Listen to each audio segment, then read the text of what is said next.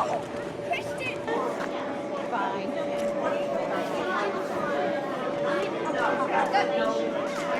Wait, what should I choose? Pumpkin, vanilla, or apple? They have vanilla and apple pie.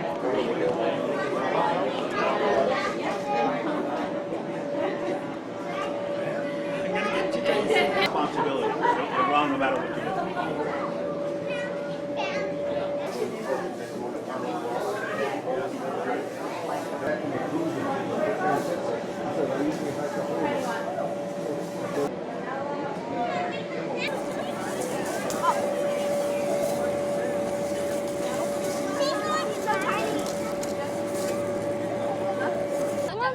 I don't know. I don't even know what color we are anymore.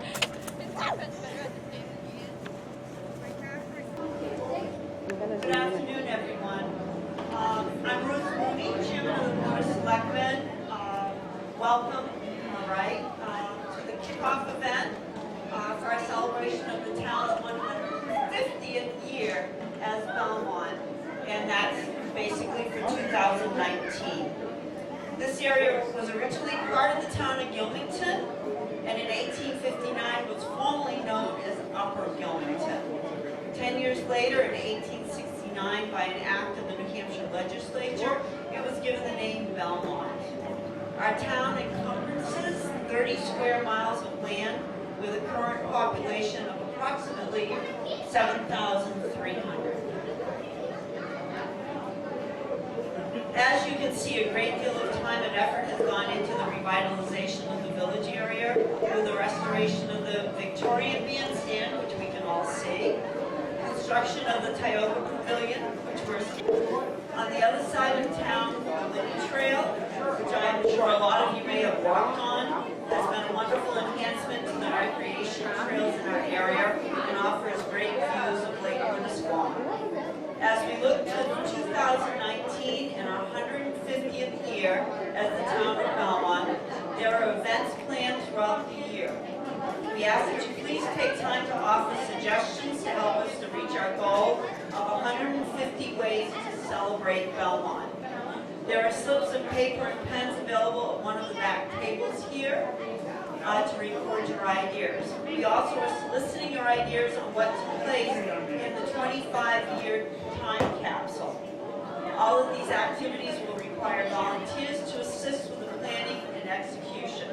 If you can spare some time to help with one activity or have the time to help with several planned for 2019, please see Greta. Greta, raise your hand to discuss further. Enjoy today's activities and don't forget to take a picture with our 150th year celebration frame to commemorate the occasion. Thank you for coming.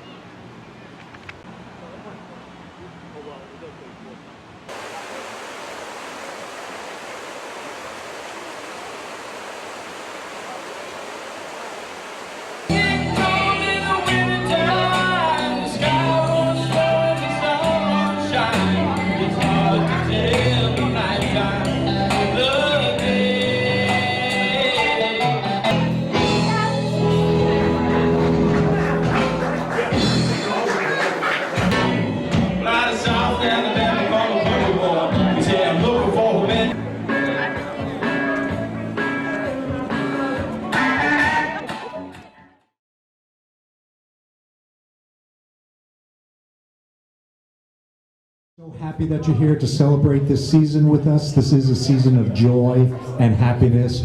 Our music today is going to be a lot of holiday music, but we're also going to be throwing in lots of other stuff. They know that Santa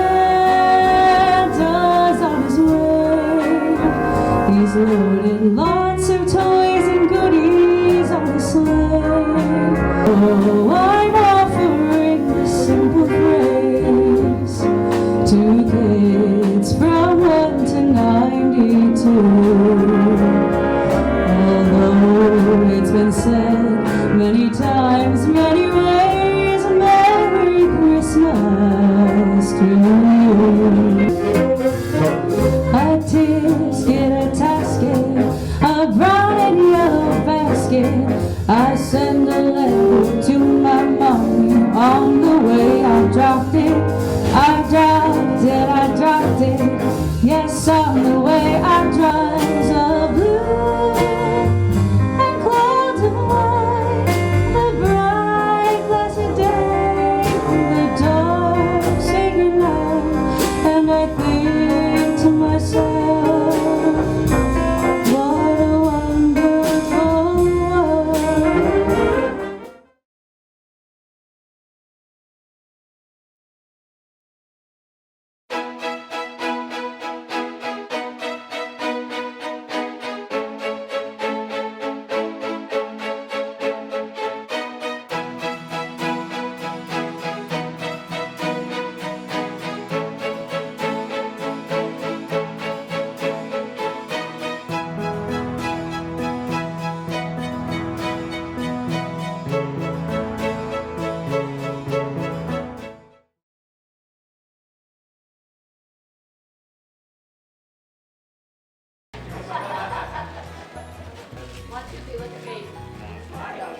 Well, that's good. I'm glad.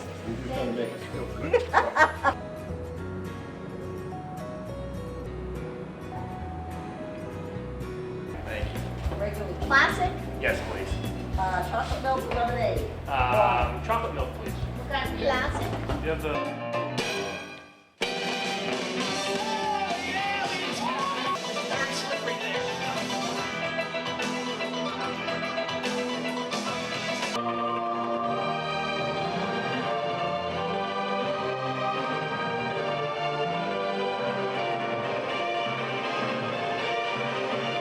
This morning you had no idea you'd be on stage today. No. Life's an adventure, I tell you.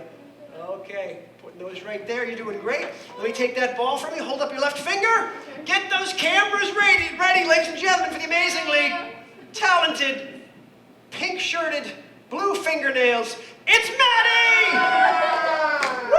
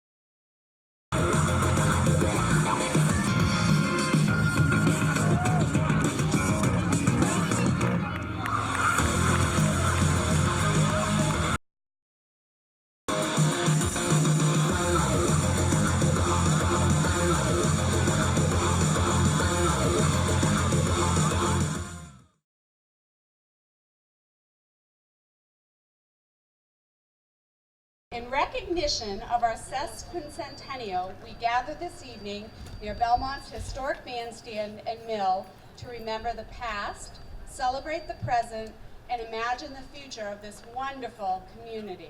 Be and the same hereby severed from said town of Gilmington and made a new body and corporate by the name of Gilmington, and that all the territory remaining, which with the parts severed constituted the town of Gilmington, as the same was before the passage of this act, shall be called by the name Upper Gilmington. Section 10. This act shall take effect from and after its passage, approved June 28, 1859. As may be seen from the reading of the act, the town of Gilmington was separated from the remainder of the town, and the remaining part of the town was renamed Upper Gilmington, indicating that the town of Upper Gilmington was the original town. This is why to this day all old Gilmington records, as well as the 1727 incorporation date, belong to the town of Belmont. At the time of the division, Upper Gilmington had a population of about 1,200, while the town of Gilmington had twice that number of inhabitants. Chapter 59, an act to change the name of Upper Gilmington. Be it enacted by the Senate and House of Representatives in General Court. Section 1, the town of Upper Gilmington shall be hereafter known and called by the name of Belmont. Section 2, said town of Belmont shall possess all the rights and be subject to all the liabilities of said Upper Gilmington, as provided in Chapter 2229 of the pamphlet law. Section 3, this act shall take effect and be in force on and after July 5th, 1869. At this time, I'd like to read a proclamation that we received from our governor. The state of New Hampshire, by His Excellency Christopher T. Sununu, Governor, a commendation. In the year of our Lord 2019, Town of Belmont 150th anniversary. Whereas the town of Belmont is celebrating its 150th birthday as a town in the state of New Hampshire, and whereas Belmont was initially incorporated in 1727 as part of the nearby town of Gilmington, and in 1859 the area now known as the town of Belmont was separated from the town of Gilmington by an act of the legislature and became known as Upper Gilmington. And whereas in 1869 this area known as Upper Gilmington split off and became its own town with the name of Belmont. And whereas during its early decades Belmont was known for its contributions to cotton and wool hosiery that was manufactured in its mills. And whereas residents have valued the town's heritage through restoration and preservation of several historic sites, with placement of 3 structures on the New Hampshire State Register of Historical Places. And whereas the town of Belmont is committed to preserving its land and water and preserving its heritage and rural character for current and future residents to enjoy, now therefore I, Christopher T. Sununu, Governor of the state of New Hampshire, do hereby commend the town of Belmont on its 150th anniversary and join with you in celebrating this momentous milestone. In testimony whereof, I have hereunto set my hand and caused the seal of the state of New Hampshire to be affixed this 10th day of June, 2019. Christopher T. Sununu, Governor.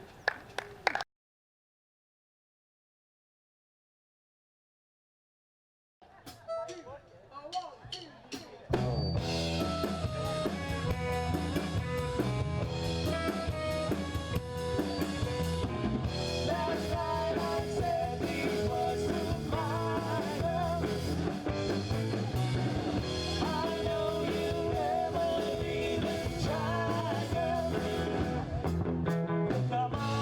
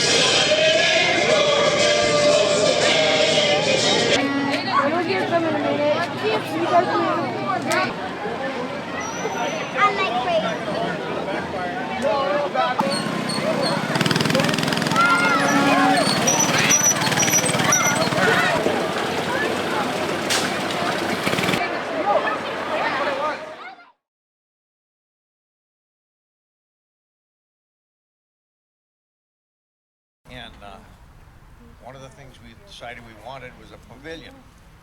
So we wrote a grant application for pavilion and got a federal grant, but we had to match it. So the Conservation Commission and the volunteers in the town went to Dick Persons Concrete, who owned the railroad bed here and the spot across the river where the depot used to be for Belmont. And Dick agreed to give it to us, and we used that as match for the federal grant. We built the pavilion, and then we needed a bridge across the river. And it turned out the city of Dover had a 164-foot long covered bridge that was for sale. And they wanted $54,000, I think, for it. And that was too much because we were trying to do all this at no cost to the taxpayers. So we kind of passed on it, and we're looking for, she thinks I'm not loud enough. So we passed on it and started looking for timbers to build a bridge across the river here where there used to be one back when the mill was active, that the workers walked across. It was just a footbridge. And we didn't have much luck finding weathered timbers for nothing, so the next spring, our town manager, Gene Bowden, said, that bridge is back advertised in the newspaper again. And we discussed this with the city manager and the city council in Dover, and they really wanted to get rid of it. So we offered them $1, promised to move it in a month. And they accepted the offer. We took our $1. Thanks to Mark Roberts and his 2 sons, we were able to take the bridge apart with 3 or 4 of us volunteers and the Roberts family and haul it up here and store it in the public works yard for a couple of years. And then we had taken the bridge apart to move it.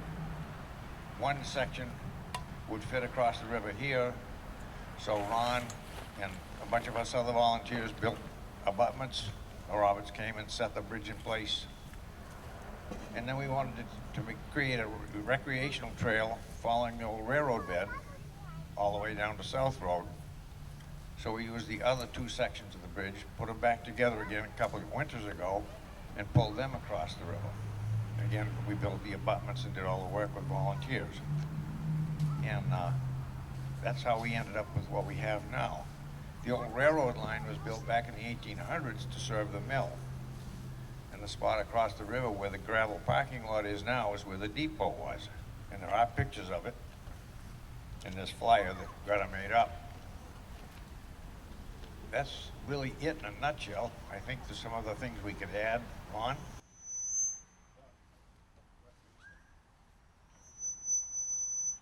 I just want to say that Ron Cole, a new resident to the town of Belmont,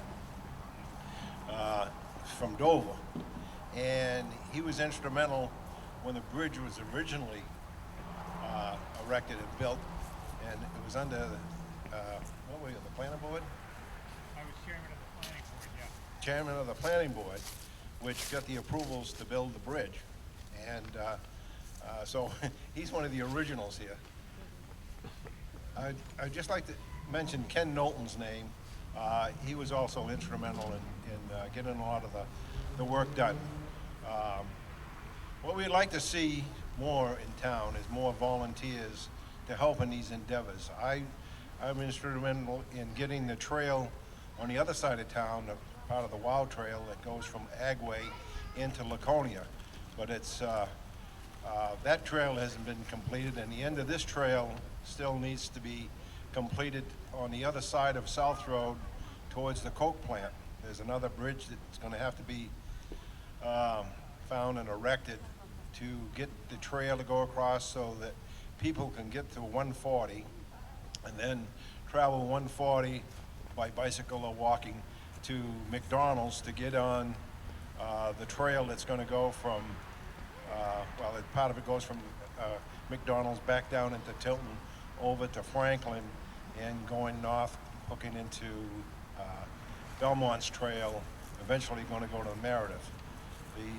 The thoughts on trails is that we would like an east-west trail to go across the state. Currently, If you go to Franklin, you can get on the Northern Trail, which is another railroad bed that's abandoned. It'll take you down into Bosquen, and if you go north, it'll take you to Danbury, and eventually over to White River Junction. And if you go north, we're hoping that once the trail, I don't know if I'll live long enough to see it, but get to the Weirs, so you could get on to the Mount Washington boat with your bicycle, go to Wolfboro and get on the Cotton Valley Trail, which would take you to Wakefield. That would be our east-west trail. So any help that we can get from the local folks, when we ask for volunteers, we certainly would be helpful. Right now, last week, we had volunteers from New Hampton School to clear at the Penstock Park and down over here to clear around the bridges and cut the brush. But again, it takes a lot of work, and we certainly could use some help. Thank you.